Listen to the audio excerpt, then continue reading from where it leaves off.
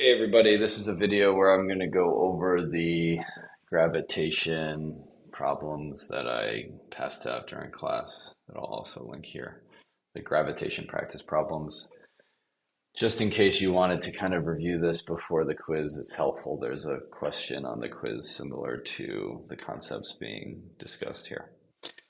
So the first question is from the AP classroom. So this used to be in an old AP Physics 1 workbook that they would give teachers, but it's a good question because it kind of gets at the heart of this equation that we were supposed to be learning about, which is Newton's universal law of gravitation. And so it says to consider all the given cases, and I just give you one case here, and assume all the spheres have the same mass. Let the left sphere have a radius of r1 and the right sphere have a radius of r2. Write an equation for the gravitational force F that the two spheres exert on each other that would apply to the scenario below.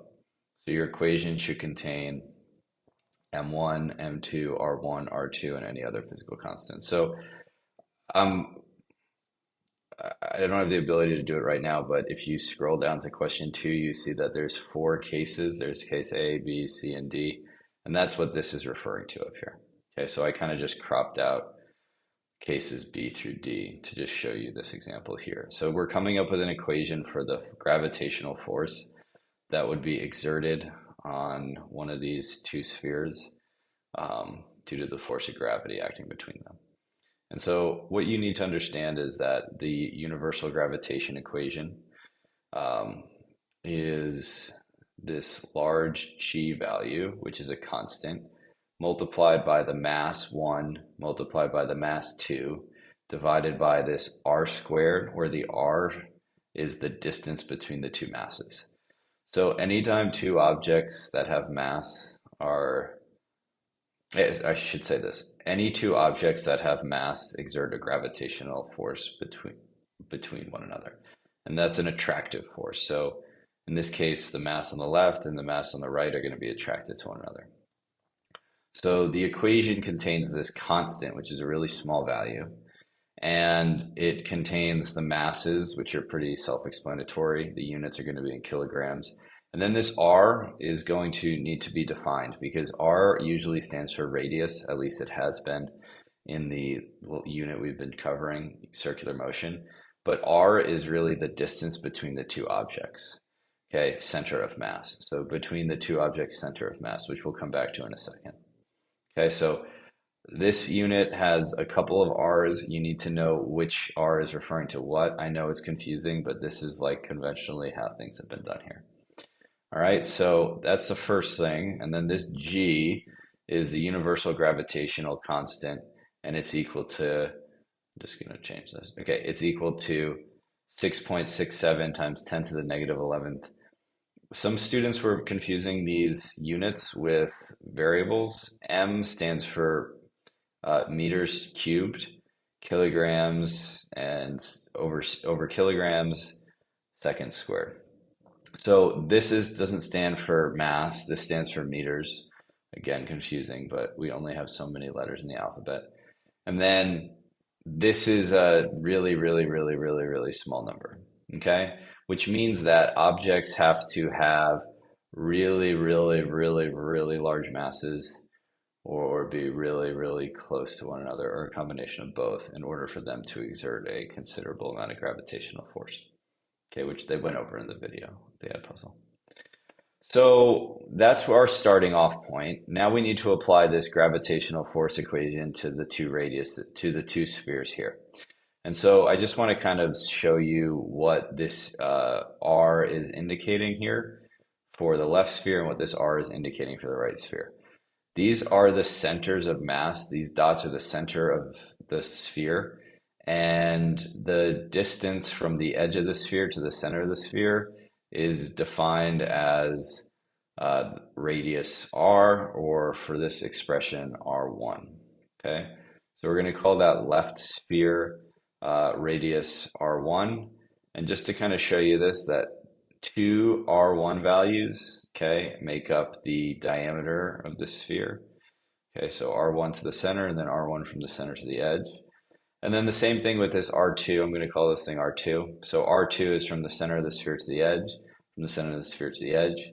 And so the reason I'm doing this is because I'm trying to show you that the distance between the two masses, I'll come back to this, the distance between the two masses, the distance between the two sphere's center of mass is R1 plus R2.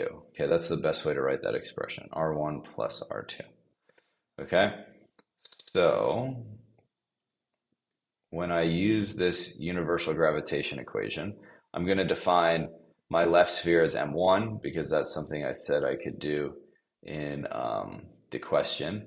And the right sphere is going to be defined as mass 2.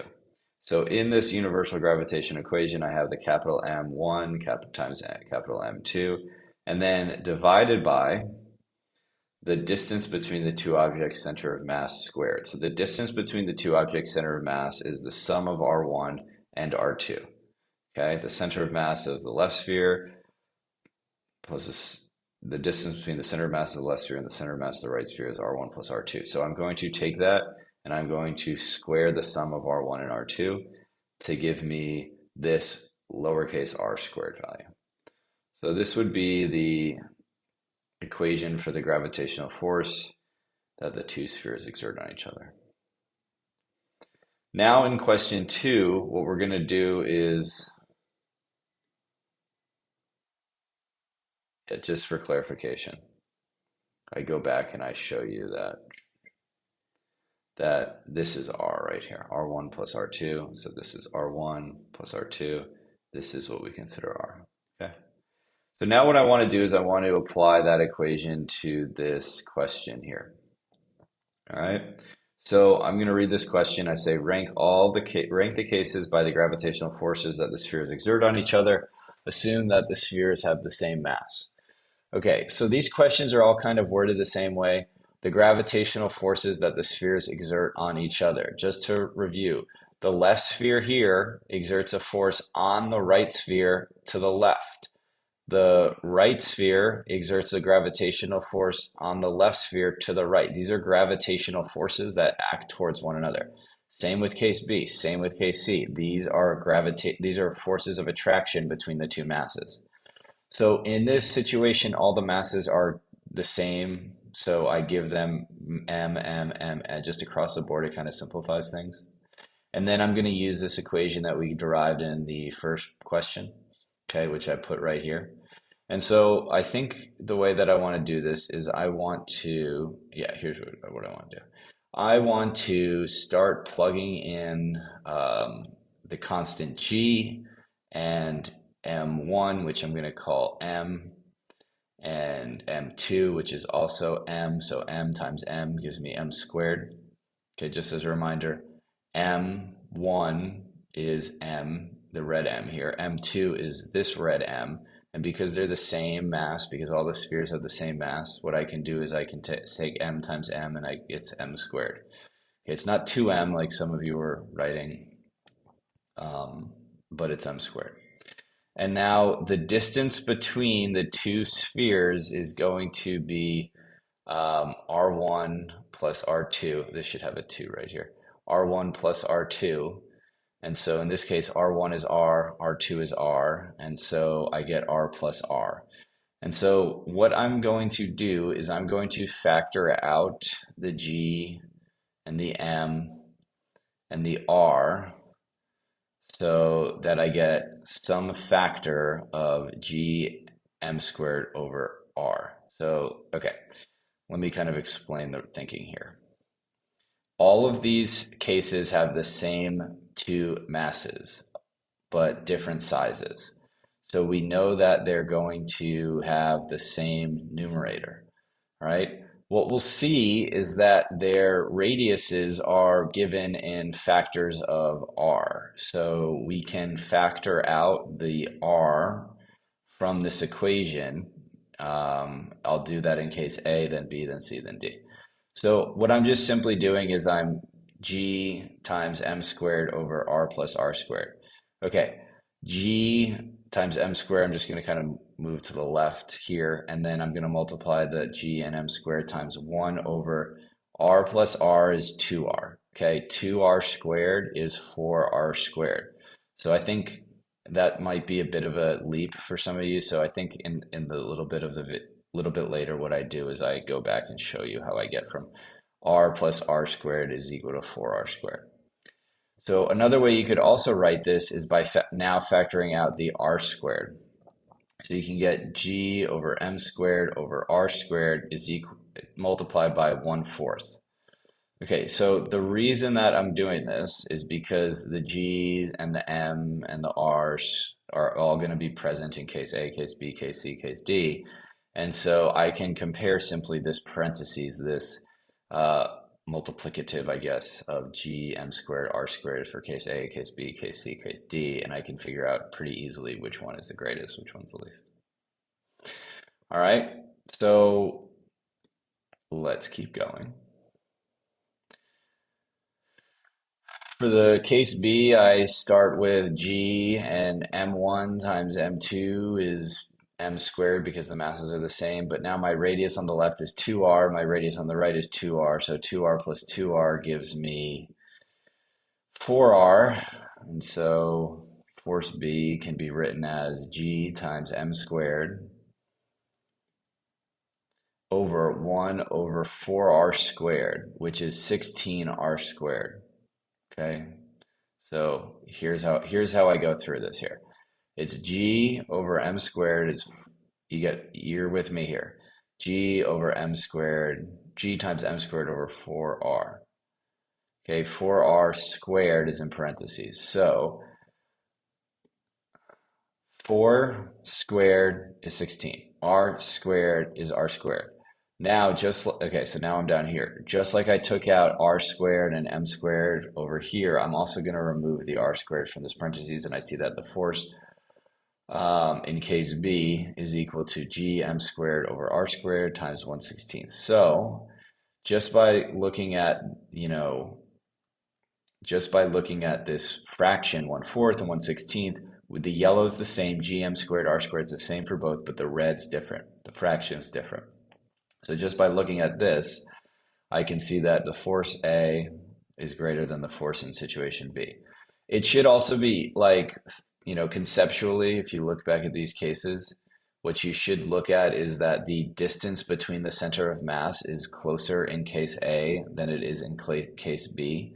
Okay, the center of masses are further apart in case B, and because the masses are the same, the only difference in the equation is the r values, and so the greater the distance between the two centers of masses, the less the force. And so the closer, the less distance between the centers of masses, the greater the force, which also holds up here. So this isn't the only way to go about doing this, but as the equations become more complicated with 3r's and r's and 3r's and 2r's, it's a little bit of a mathematical justification for this.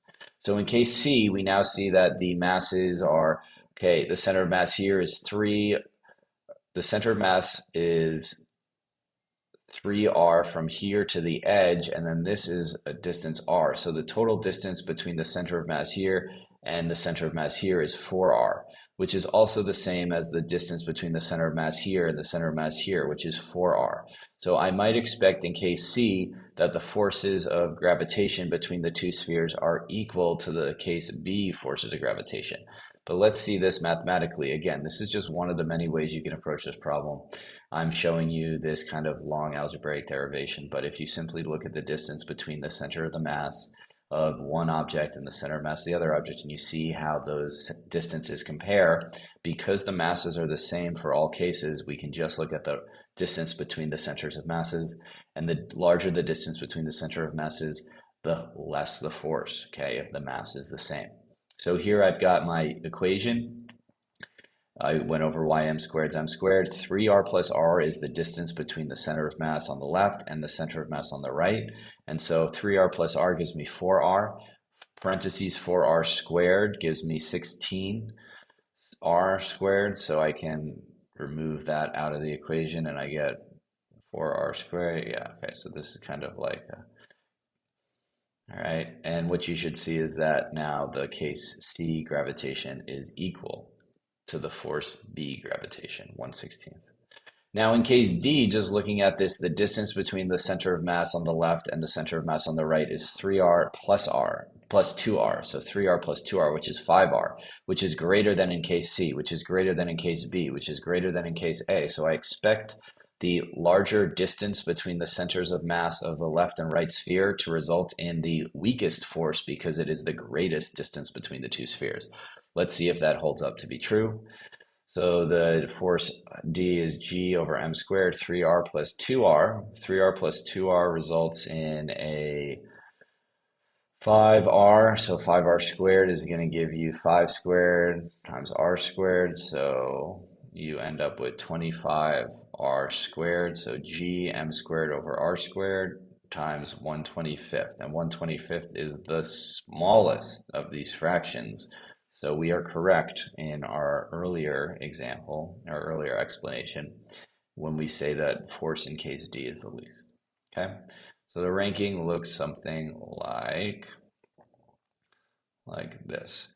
A is the greatest, B and C are equal, they're both mid, and D is the least, okay? So that's how you do it. All right, next question. So a spaceship travels from a planet to the moon and passes through 3 positions, A, B, C. Okay, so it moves from the planet to the moon. It goes through positions A, B, C. So it travels like this. Okay, point B, position B is midway between the centers of the planet and the moon. So what I'm trying to show you here in this diagram is that the distance between the center of the mass of this planet and B and the distance between the center of the mass of moon and this position B are equal. They're the same distance. B is in the middle. At which location could the net gravitational force exerted on the spaceship be approximately 0? And so the idea here is that you want to first understand this diagram here. B is in the middle of the center of mass between planet and the moon. Okay, B is directly in the middle. This diagram, this wording is straight out of the AP. I took this straight from the AP classroom resources. All right, so this is what you would expect to see. Their wording here for this question A was a little bit different. So I reworded it to say at which location could, not which location would. Would kind of implies a definitiveness that I don't think is inherent to this question. Okay, so at which location could it be possible, right, for the gravitational force exerted on the spaceship to be approximately 0? All right, and so what I want to show you is that when you have an object that experiences a net force, I'm going to come back to this in a second. When you have an object that experiences a net force, the forces are balanced. Net force of 0. So if you can imagine a free body diagram of the spaceship, as I'm drawing up top, spaceship's here, the dot, there's a force of gravity on the spaceship by the moon.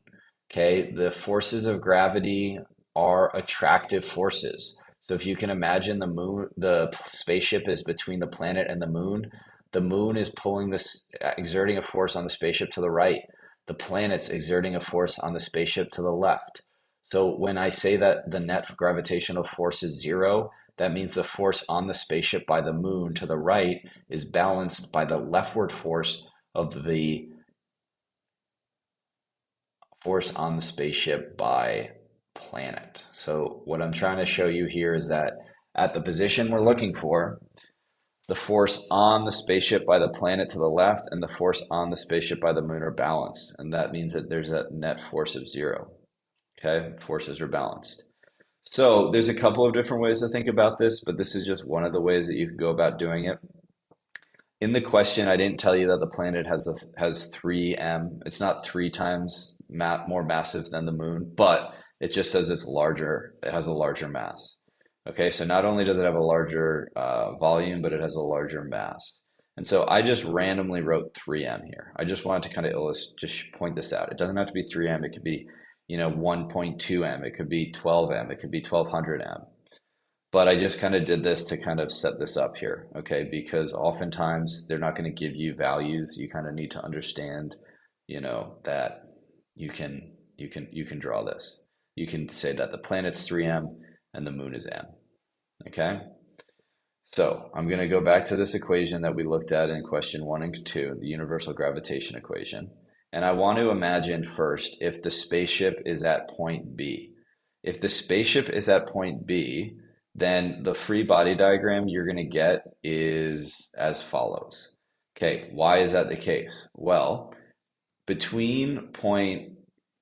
point B, the distance between the spaceship and the moon is equal to the distance between the spaceship and the planet. So if you look at this equation over here, the R is going to be equal for the force of gravity on spaceship by moon, on spaceship by planet. The difference is going to result when we look at the planet's larger mass. The larger mass planet will result in a larger gravitational force on the spaceship to the left because of the difference in mass. And so what you're going to end up with is you're going to end up with a larger force on the ship by the planet due to the fact that the planet is a larger mass object and is going to exert a stronger force when it is the same distance away from the spaceship as the moon. So when the spaceship is at point B, you're going to get a net force to the left. Now, your job is to figure out whether the spaceship should move further away from the planet or closer to the planet in order for those forces to be balanced. And what I want to show you is that if the spaceship is closer to A, that means that the distance between the spaceship and the planet decreases and that gravitational force increases. In addition, it's moving further away from the moon, so the distance between the force of gravity, the distance between the moon and the spaceship is going to increase. This R is going to increase for this rightward force, and you're going to end up with a smaller gravitational force on the ship by the moon than you had at B. So when the spaceship is at A, you're going to even get a greater net force to the left than you would at B because the spaceship is closer to the planet with larger mass and it's further away from the moon. And so the net force is going to be even greater to the left. But if you imagine that the spaceship is at position C, okay, if the spaceship is at position C, then you could see that it's possible for the net force on the spaceship by the planet to be balanced with the same force on the spaceship by the moon to the right. So I want to kind of explain this and then just go over what I wrote here because it's a little bit, it's not like the most coherent or cogent thing to just straight up read. But there we go.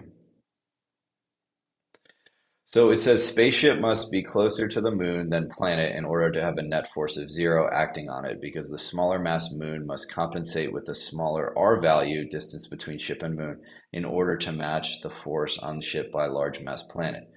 So I also wanted to say that when you get closer to the moon, let me go back. When you get closer to the moon, you are going to be getting further away from the planet. So as you get closer to the moon, your force on spaceship by moon increases while the force on spaceship by planet decreases. So the only position it is possible for you to have a net force of 0 is at position C. And at some point between B and the moon, you will experience a net force of 0. Okay, and so I just kind of wanted to show you that that's my explanation. The answer is C here. I mean, I kind of understand why students have been selecting it cannot be determined, but C is a possible option. And so this word could kind of leads you to like choose the option that could be possible. All right, although it is a confusing question. All right, this next one is a similar question that you might see on the quiz. This is probably closest matches what you might see on the quiz. It says, at the instance shown, 3 asteroids are in a line and the distance between A and B are twice the distance between B and C. Asteroid C has a mass of m. There is no net force on the asteroid B to the other asteroids. Here's another thing you need to understand. The force on B is balanced by the forces that act on B are balanced to the right and to the left. So force on B by C that acts to the right is balanced by the same magnitude force that acts on B by A. So here's my quick little free body diagram for this. This is a key concept you need to understand moving forward, not only for this unit, but for like net force, balance forces, and then as we get into the next unit, net torque. So what is the mass of asteroid A in terms of, okay, M. So that's the second question. That's the question. What is the mass of the asteroid A in terms of mass of C? So I want to go back to this equation here that we looked at, the universal gravitation equation. The force of gravity is equal to G times the two masses multiplied together divided by the distance between them squared. So for this problem, I am simply going to make up a mass for asteroid B. You can call it M, you can call it 2M. It literally doesn't matter. And I'm going to show you why it doesn't matter. But let me just call it M for ease of doing this. Whoops. So what I'm going to do is I'm going to write out a gravitational force equation for my force on B by A, and I'm going to set it equal to the gravitational force equation that's equal to the force on B by C. All right, and the way I'm going to do that is I'm going to call planet A's mass X times N, because we're looking for the mass of asteroid A in terms of M.